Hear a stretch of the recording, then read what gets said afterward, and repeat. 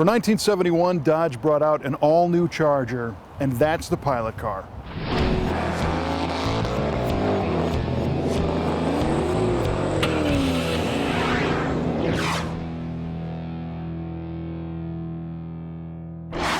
You could walk through the brothers' collection and look at a lot of the cars and kind of get some of the story about what they are just by being observant.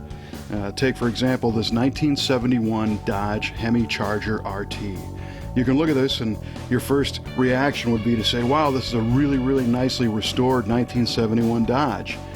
Pay a little more attention, you'll see it's a Charger. The black stripe and the RT graphic on the hood says this has the RT package. If you open the hood, you'll see it's got a 426 Hemi. So it gets more interesting the closer you look. You look inside and you'll see a pistol grip shifter, so you'll note that it's a 4-speed car, and you can look in the back at the rear suspension and see that it's got the Dana 60 rear end. So this car has just about everything you could want on a 1971 Dodge Hemi Charger. But what it doesn't immediately tell you is that this one is even more special than that, because this is the pilot car for the 71 Hemi Charger program. The automakers used the term pilot car to describe the first ones down the production line, and these were used to kind of figure out production details used by the team that put them together. And this is the 1971 Charger pilot car, and because of that, it has a few details not found on regular production versions. This is also widely known as the documented very first 1971 Dodge Hemi Charger ever built. So being the very first Hemi car of this new style makes it even more unique. And the pilot program made cars that were never supposed to be released to the general public. After the Dodge engineers test fitted all this stuff and put these cars together, they were usually scrapped because a lot of the times the options didn't even function. You know, they put the vents in the dash, but they didn't necessarily connect everything because, you know, maybe they were trying out a different style or something. And this car has some weirdness like that, where it's got non-production pieces and not everything works the way it's supposed to do in the production model. But another anomaly about this car is that it did get out of the factory and it was sold to the general public, and even cooler, it was sold through Mr. Norm's Grand Spalding Dodge in Chicago, one of the premier high-performance Dodge dealerships in the world. So there are all kinds of cool elements about this car that you might not get just by looking at it. It's also pretty amazing to see the car in this condition today. Not only was the factory supposed to destroy this car, but a lot of the Hemi Chargers that were sold to the public got really driven hard, and they got beat on, and they got wrecked, and they got raced, and they got crashed and everything else. But somebody identified this as a unique car early on, and it's lived a pretty good life. It is wearing a beautiful and very meticulous restoration, which, as you can imagine, was a little bit of a challenge on this car, because when you start taking a pilot car apart, sometimes it's hard to tell what was supposed to be there and what wasn't.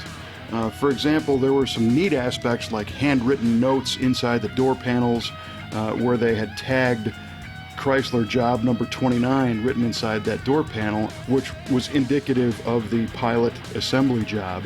But to a casual restorer, looking inside a dashboard and finding non-working things meant maybe you were supposed to fix those things, and you might have accidentally corrected some of the weirdness from the pilot program.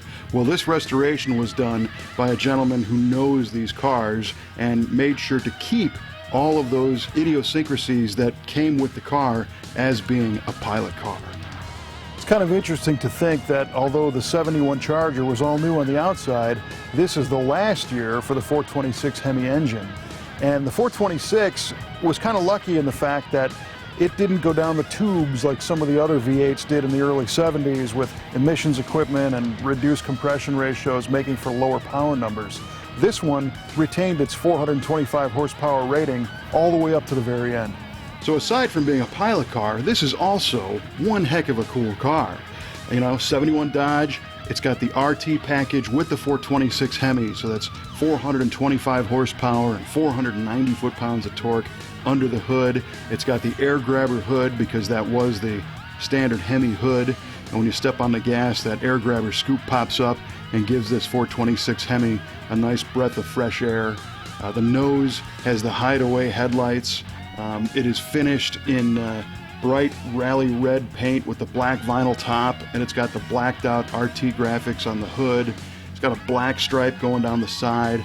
The wheels are an all business looking stamped steel wheel that's painted red to match the car. The only real flashy trim is the special wide moldings around the windows and the vinyl top and the wheel lip moldings. But the rest of the car is nothing but red and black. Inside the car, you'll find those high-backed bucket seats trimmed in the black and white houndstooth material.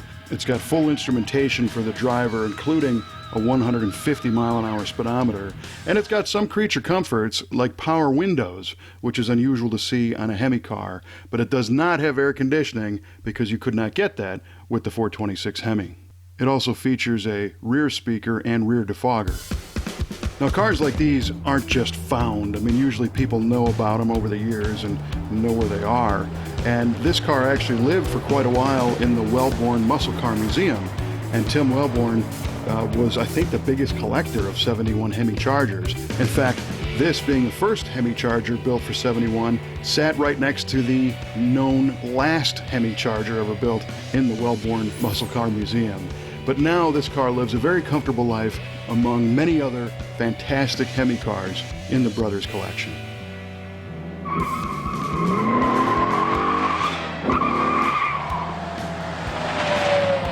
Well, we're glad that this one escaped its fate of being crushed and was eventually sold to the public through Mr. Norm's Grand Spalding Dodge in Chicago. We're also glad that now it's part of the Brothers collection so we could share it with you. If you have comments about this car, post them on our Facebook page or our website. And if you like this kind of thing, subscribe to our YouTube channel and you'll never miss an episode of Muscle Car of the Week.